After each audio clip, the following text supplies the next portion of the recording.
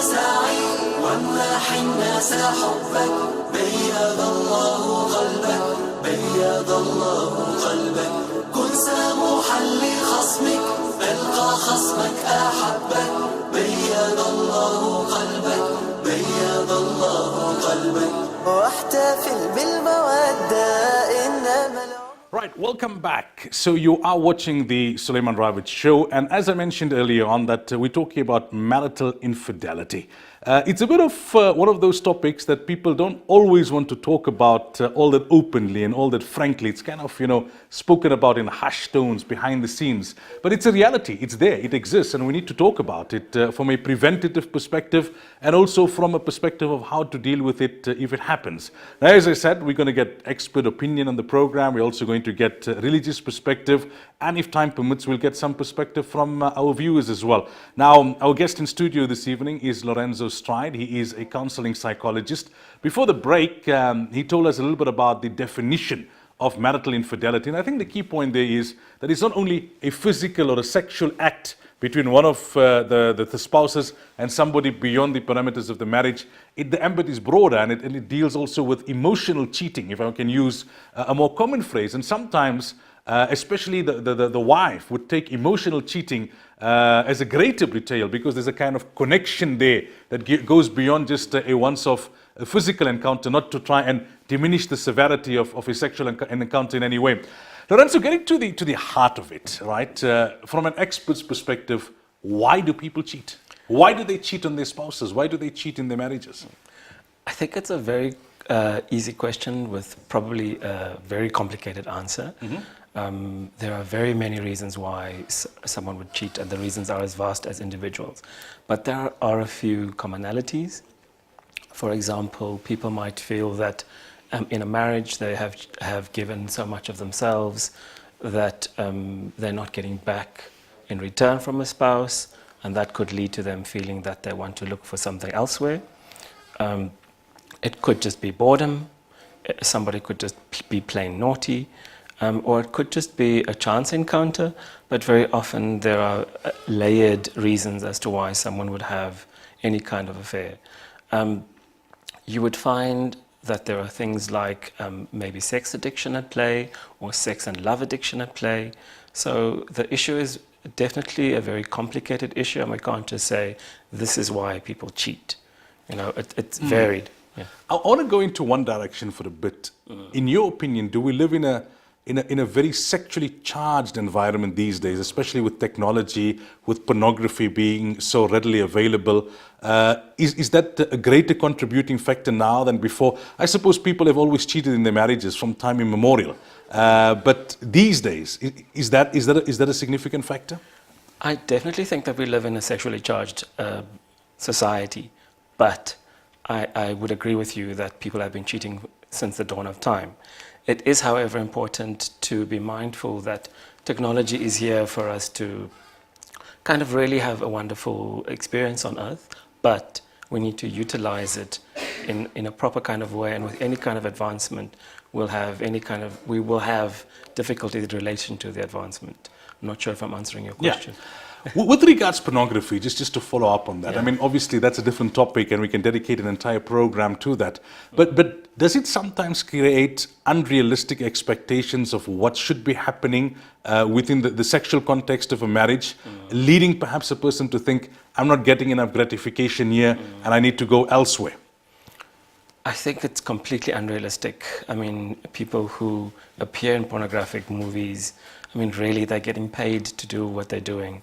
So if husbands and wives expect those kinds of things from their partners, it's completely unacceptable. But I suppose that is what happens when you are confronted with pornographic images on a regular basis.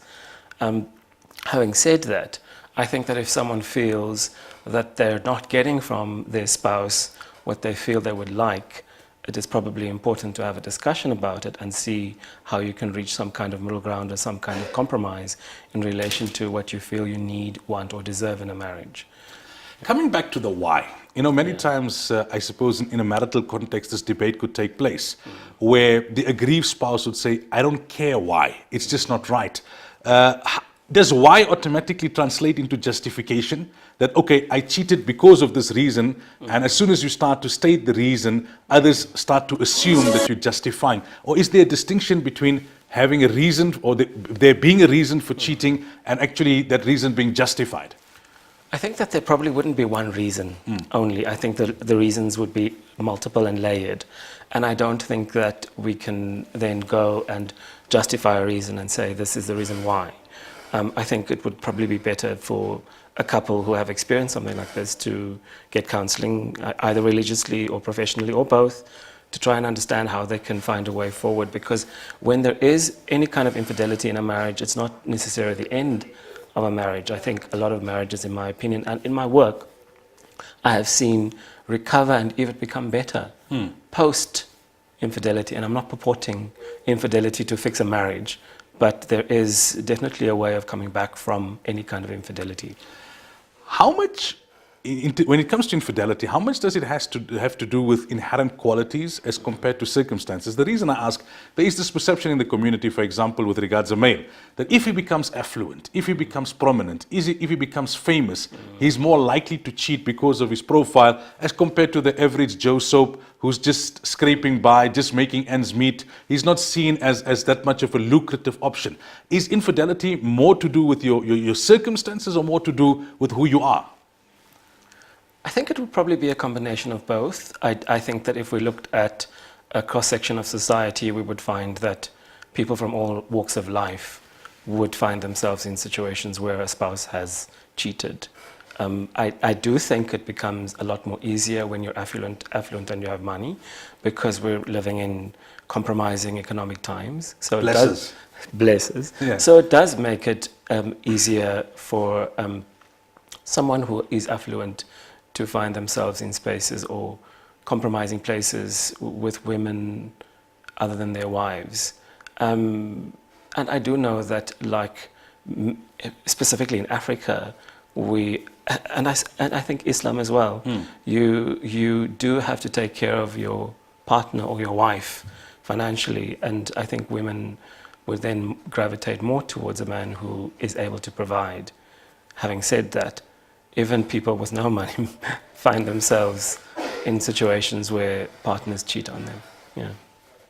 I think we mentioned earlier on that people have been cheating, from the dawn of time. But what do the stats tell us? Is it on the increase in this age of technology, in this age of easier access, greater access? Maybe 50 years ago, 100 years ago, if you had a mistress on the other side of somewhere, you couldn't go all that often. Access was a problem, communication was a problem. Has access and instant communication resulted in a spike in terms of the stats and the prevalence? I think that maybe 100 years or so ago, it might have been a little bit more acceptable to have a mistress somewhere, because I think people then would maybe have married for different reasons. So having someone on the side that you actually really care for would probably be okay. I think it's not that it is more rife. I think it's much easier these days to commit some kind of marital infidelity, because you can sit at home with your wife on WhatsApp and be watching TV under a blanket and still be in contact with the person that you're having an affair with. So it's much easier. Maybe not more prevalent, but maybe because it's easier, we can say that it's more prevalent. Is it easier to get caught these days also because of technology again and the evidence that relates to technology? It's easier to uncover? I think it's probably easier to uncover because people are also a lot more tech savvy, and if they don't know how to do it, they'll ask their children to assist. But I suppose the frequency with which it happens also makes you let your guard down if you're the guilty party and more likely to get... Absolutely. And also, I think that the spouse, if you want to call them the aggrieved spouse, is often aware of something being different. So you're going to start becoming suspicious and you're going to start looking for something. If you see that your partner is not paying you the right kind of attention or the amount of attention that they would have paid you. So I think people are just also more aware of these things happening on a daily basis. Right, we're talking about marital infidelity, cheating on your spouse. And in studio for the first segment of the program, we have counseling psychologist Lorenzo Stride. Time for a break again. When we come back, I want to focus a little bit more on emotional cheating. جميل المساعي وامنح جميل المساعي وامنح الناس حبك. Welcome back. Marital infidelity. That's the topic for discussion this evening on the program. Lorenzo Stride is my guest. He's a counseling psychologist. Now, Lorenzo, you touched on this in the definition right up, but I want to unpack it a little bit more because it's a phenomenon that seems to be on the increase, and that is emotional cheating. Many times the perpetrator, if we can use that particular description, would feel, well, I'm not actually cheating because there isn't a physical act. Many times there wouldn't even be a physical meeting. It's a kind of like whatever's happening on Facebook or it's happening on the internet somehow, some chat room, some dark place, you may be putting up pretenses. But I think, as you said earlier on, once you get emotionally connected, you are actually cheating on your spouse. Absolutely. And like I said to you earlier, I think that sometimes emotional affairs are a lot more fatal and a lot more dangerous. Because I think that for some people, there can be a physical act and they can walk away from it. But if you're emotionally connected to someone, it makes it very difficult to disentangle yourself from the situation. So we shouldn't make light of it in any way and regard it as equally as serious as having a physical affair. I understand that maybe for men, a physical affair would be seen as much more difficult or a much more of a breach. Like if your wife had to have an affair, a physical affair with another man, I think that most men would regard that as a big problem for them. I suppose because we are often seen to be a lot more physical as beings, but emotional cheating, it can definitely be detrimental to a marriage. Because if your partner is emotionally connected to another person, where does that really leave you? You know, it's very difficult to come back from that. Yeah. A quick question. In terms of the cases that you deal with, and I don't know if there are official statistics here, but I know in the Muslim community there's this perception that when it comes to cheating in the marriage, more often than not, the man is the guilty party. Is this the trend beyond the Muslim community? Is it an instance where more it's the man who transgresses, who cheats, as compared to the woman in a marriage? I think with the people that I have seen in therapy, where some of them have been Muslim couples, it's both men and women. I think that men are often, I suppose they get off lighter from the situation, and I think that women are regarded as I suppose much more of a perpetrator when it's the woman who would kind of step outside of the marriage. But I think both men and women are guilty of having affairs.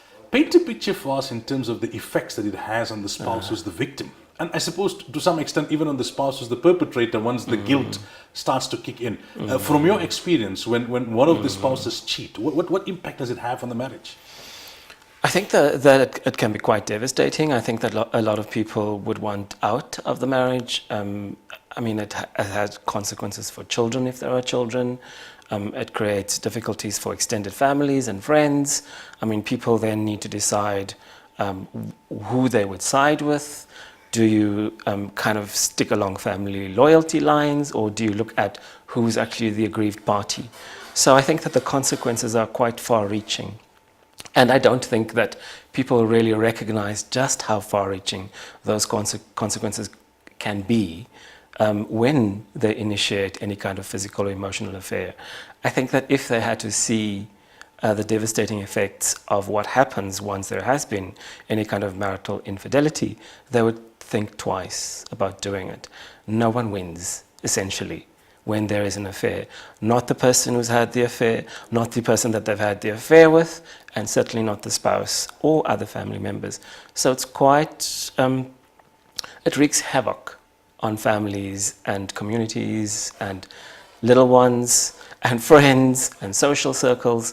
So I think that people should be really mindful of thinking twice before they step outside of Many times the children find out before the victim spouse, if I can call it that, and it, you know, it's just puts that whole relationship between the child and the parent in absolute turmoil. And I think that some children even then keep quiet because they feel that if they keep quiet, they're protecting the mum or the dad, whichever one would be the aggrieved spouse, you know. And I think sometimes parents ask kids to keep quiet, you know. But also I think that kids recognize that if I have to speak to dad about mum having an affair, what is that going to mean? It's going to mean the end of our family as we know it. But obviously there are already difficulties happening within the spaces of the marriage if there is, you know, some kind of infidelity happening. Yeah. What advice do you normally give to both spouses, to the guilty party and the aggrieved party? The guilty party then having to deal with the guilt, having to see the consequences play out in terms of their children lose respect for them, the community, parents on both sides, having to see the effect of just how much they've hurt their spouse and someone that they have loved, and the aggrieved party in terms of self-hate that can develop, fault finding, that I do something wrong, did I leave a vacuum? What kind of advice? I know, I mean, it's such a vast subject and we can talk for hours, but in a nutshell, you know, what kind of advice do you give both ways? I think that it's important to allow yourself to feel what you're feeling, whether it is guilt or sadness or hurt or pain or remorse. And I think that once you have allowed yourself to feel what you need to feel, you need to make a decision about what it is that you want. And often if people decide to stay together, the guilty party, as you call it, could be part of the healing process for the aggrieved party.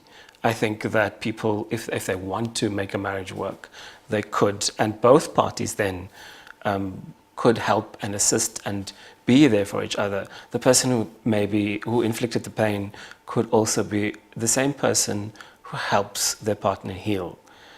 So that's maybe in a nutshell what I would say.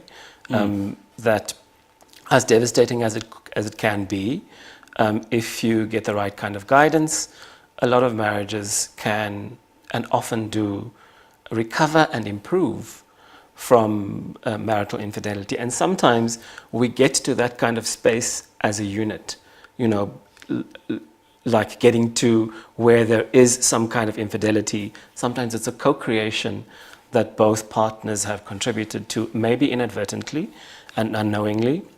So if we can look at the underlying difficulties as to why something might have happened like this, we can very often find a way beyond. On average, how many marriages survive in the true sense, not where they just remain together for the sake of the kids or something, where they actually move beyond it and actually become stronger, or at least recover that level of happiness that they were at prior to the discovery? How many marriages survive as compared to those that collapse as a result of one of the spouses cheating? I think that if we look at the reasons why people get divorced, a lot of divorces happen because of infidelity. But I also know for sure with the work that I do that many of the couples that I have seen in therapy, their marriages recover and improve after this So there's always hope. There is absolutely always hope if both parties want to work at it. But it is important that the aggrieved party allows the other to find some kind of healing, and that they allow each other the spaces. The punishment and that they allow each other the spaces. You cheated, so I'll also cheat now, kind of, tit for tat thing. Yeah. Allow people to show remorse and allow people to show anger as well. The one who is hurt, allow them that space to feel hurt and to acknowledge that hurt. And if you're the one who has hurt, take some time and show remorse if you want to and if you need to, because that's very often what helps with the healing process. Lorenzo, unfortunately we're out of time, but it's been a fascinating discussion, and I look forward to hosting you on the program sometime in the future. Anytime. Thank you very much. Thank you so much for the time. Right, that was Lorenzo Stride, a counseling psychologist, talking to us about marital infidelity. We continue on the same topic after the break with Moulana Mohammed Venker from Umhlanga.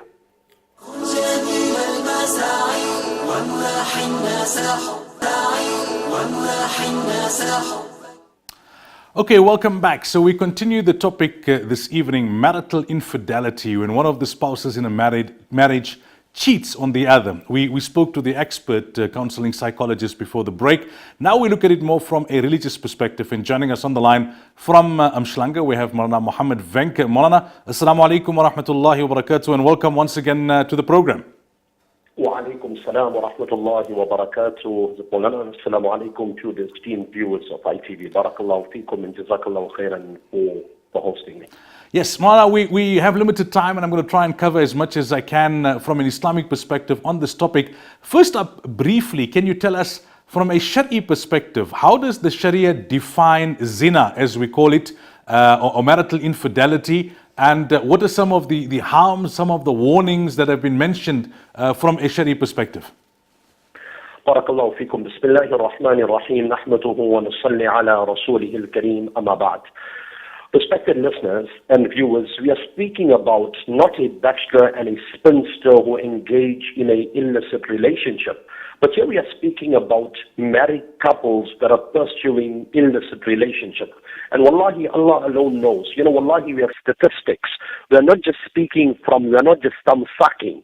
Where we have married couples, married men, and saying, Sheikh, I'm involved with that married woman, that woman is involved with another married man. And may I add, when we look into the ahadith of the Prophet sallallahu alaihi wasallam, the Nabi of Allah sallallahu alaihi wasallam was very explicit about it. He said, "Ma taraktu ba'dhi fitna avarru ala al-rijali min al-nisa." That, oh my Sahaba, I am on my way out of this world. I'm leaving this world. I have not left behind a greater challenge for the men of my ummah than the fitna of women. فَاتَّقُوا الدُّنْيَا وَاتَّقُوا النِّسَاء. Nabi alayhi salam said that fear the temptations of this world. It is green, it is lush, it is appealing, it is striking. And وَاتَّقُوا النِّسَاء. Fear the temptations of women. Why? فَإِنَّ أَوَّلَ فِتْنَةُ بَنِي إِسْرَائِيلَ كَانَتْ فِي النِّسَاء. Verily the decline of the Bani Israel started in the fitna of women. Subhanallah. So when we look at the topic of zina, wallahi, this is such a major crime. It has become a norm in our community. Nabi alayhi salam said, إِذَا زَنَى الْعَبْدِ خَرَجَ مِنْهُ الْإِيمَانِ فَكَانَ فَوْقَ رَأْسِهِ كَالظُّلَّةِ. When a person commits zina and adultery, iman leaves the body and hovers above the head. And only when this person finishes with this act of zina does iman come back to his body. So really, this is such a great, and there are various reasons as to why people engage in zina, fornication, adultery. But here we are speaking about, like I mentioned in the beginning, not a bachelor and a spinster, but these are those married couples, who are living within the institution of marriage, and they decide to pursue a relationship outside the institution of marriage. So the sin, Allah Tabaraka wa Ta'ala in Surah Nur, in the 18 juz of Quran Kareem, Allah Tabaraka wa Ta'ala speaks about the repercussions and the consequences that azaniyatu wa zani فَجْلِدُوا كُلَّ وَاحِدٍ مِّنْهُمَا مِئَةَ جَلْدَةٍ. Allah Ta'ala speaks about the penal code, the punishment that would be meted out, to the one that perpetrates the acts of zina. So Allah Tabaraka wa Ta'ala, the Quran says, when Allah speaks about zina, Allah Ta'ala doesn't say don't commit zina. Allah Ta'ala says, وَلَا تَقْرَبُوا الزِّنَا. Don't go close to zina. The moment you're going to open the door, then automatically you're going to fall within. You're going to commit the crime, and you will attract the displeasure of Allah Tabaraka wa Ta'ala. To pick up on that point, Moulana, because that's so key, that Islam does not only outlaw marital infidelity or zina. Islam does not just say that, look, it's haram and these are the consequences and these are the punishments, but Islam has put in place systems to ensure that prevention takes place, because as we know, prevention is better than cure. And like you mentioned, وَلَا تَقْرَبُوا zina, don't even go close to it. So the whole institution of hijab, the dress code for both male and female, modesty in terms of how we talk and staying away from informality, between the sexes when it comes to communications, etc. From your experience as an imam, as a community person, what are some of the areas where we are slacking that is resulting in the opening of the doors, leading eventually to marital infidelity, even if that is not the intention of the guilty party from the onset? Because we hear sometimes people saying, this was my best friend. But then when you go back, you say, well, you see, you blurred the lines of hijab and you blurred the lines of intermingling. So from your experience, what are some of the mistakes that we are making which are actually opening the avenues? Respected listeners, if you know by your very nature, you're flammable. You're going in a company of explosive. What is going to happen to you? No person is protected.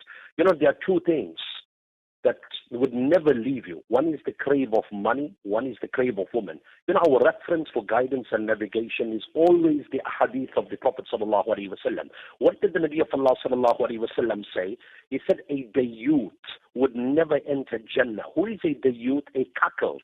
Now, if you have to analyze this word cuckold from the English dictionary, it is derived from the word cuckoo. Now, a cuckoo is that bird that leaves its egg to hatch in the nest of another bird. That is the condition of a man who does not mind his wife speaking to strange men. That is the condition of that man who does not mind his wife entertaining strange men. Since when has the ummah lost its morals so much? I mean, here we are speaking about married couples, where couples go out together. This man's husband is greeting that man's wife. This man's wife is greeting another man's husband. You're opening the door. You're opening the door to zina. So the Nabi of Allah sallallahu alaihi wasallam said, "Alladhi yadkhulu ala ahlihi ar-rijal." That person who does not mind his wife entertaining strange men. Subhanallah, Sa'ad bin Ubadah, one day he tells the Nabi of Allah, if I come home and I find my wife with a strange man, I promise you, I will chop off that man with the sharp edge of my sword. Sahaba raised their eyeballs. Subhanallah. Nabi alayhi salam said, are you impressed at the sense of honor that man has? By Allah, I have a greater sense of honor. If this could happen in the golden era of prophethood, if you study the commentary of Quran Kareem, وَأَقِمِ الصَّلَاةَ طَرَفَ النَّهَارِ, there was one Sahabi who used to sell dates.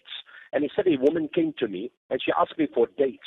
I was infatuated with her beauty. So I said, leave these dates. I got better dates at home. And as she entered, I could not contain myself. I fell on this woman and I kissed her.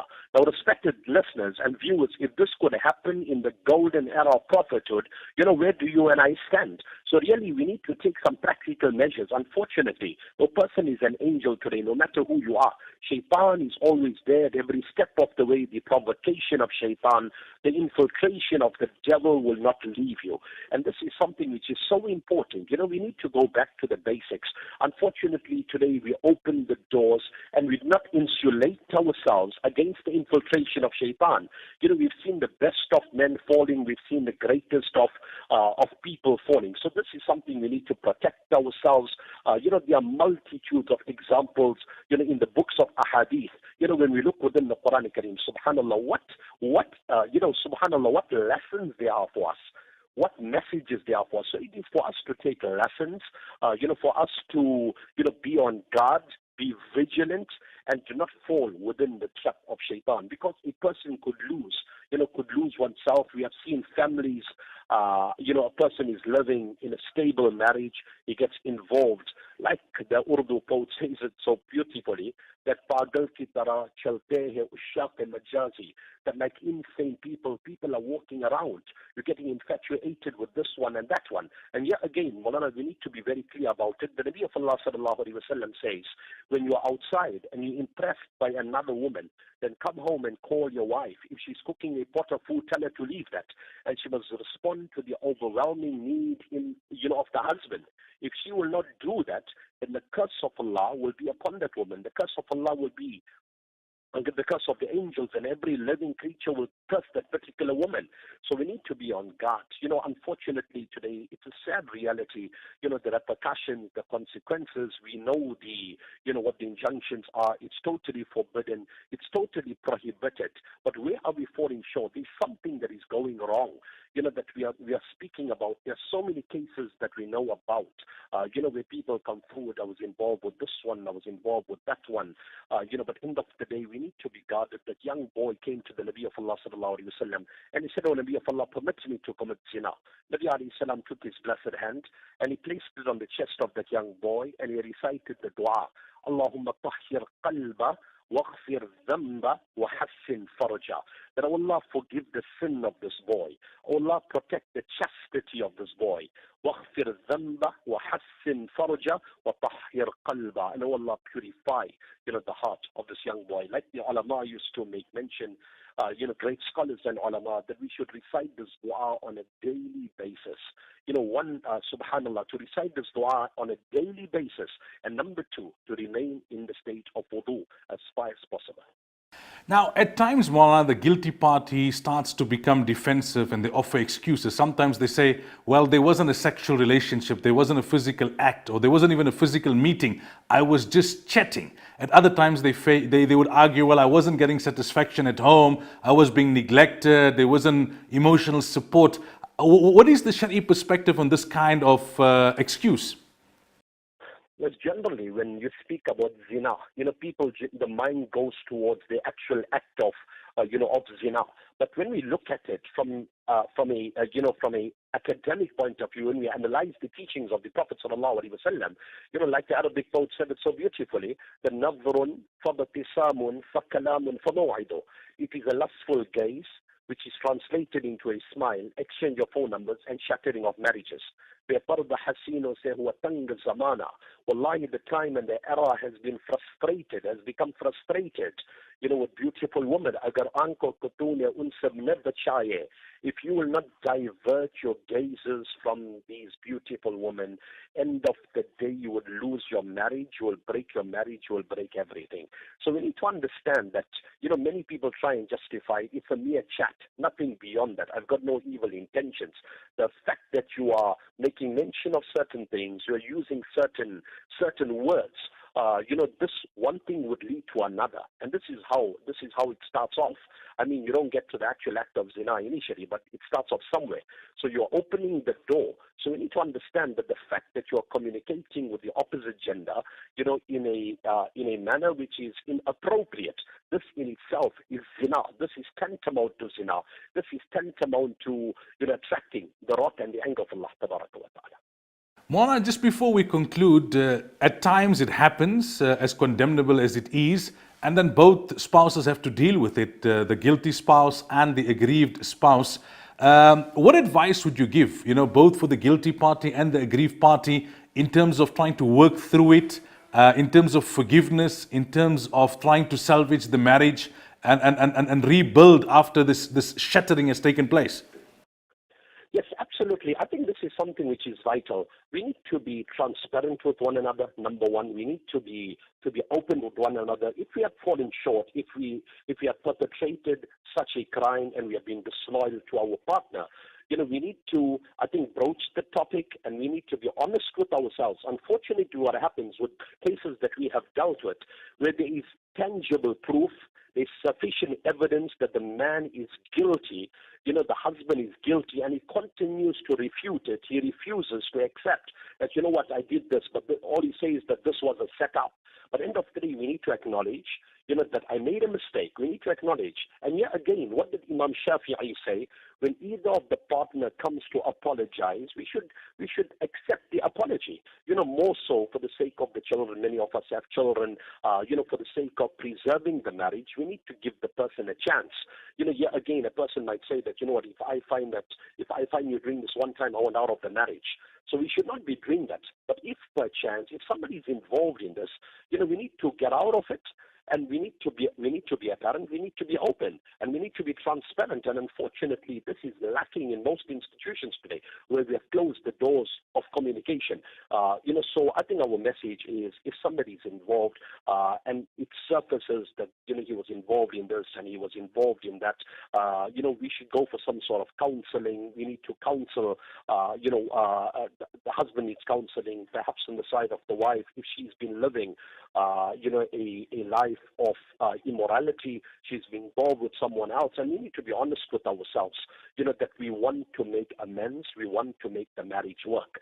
Unfortunately, there are so many marriages that have broken up as a result of this, where the wife pardons, she forgives once, twice, and then she says, how many times must I keep on forgiving the husband? And yeah, again, Moulana, I think this is a topic on its own, and it throws into perspective, the need of polygamy. And I think this is a topic which is taboo, and a topic that, many of us don't like to, they don't like to hear about. But it's a reality. If the need is there, we need to be open about it, and we need to speak about it. So if there is a problem, we need to address it. This in no way justifies that she's like this, so I will do that. It does not make it right. We need to address the problem. There are avenues, there are individuals that we can speak to, who could aid us, who could assist us. But unfortunately, one of the biggest problems today is that we are living in silence. And, you try and resolve the issue on your own, and you cannot achieve anything.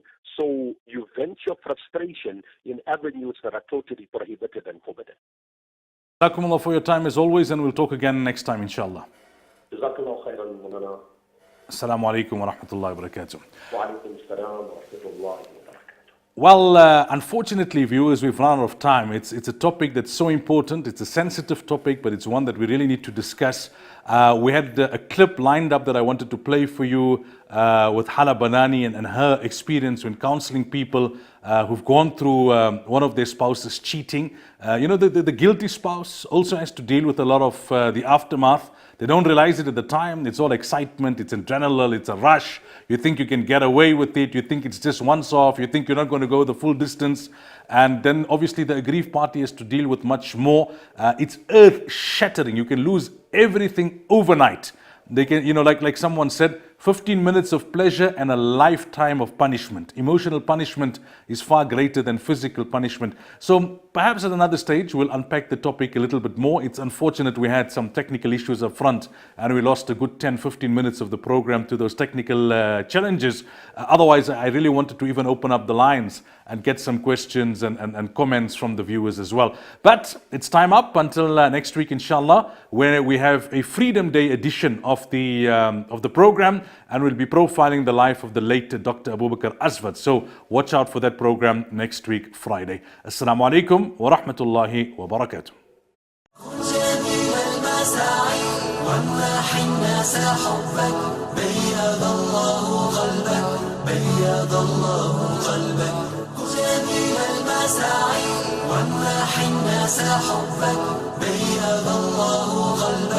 بيض الله قلبك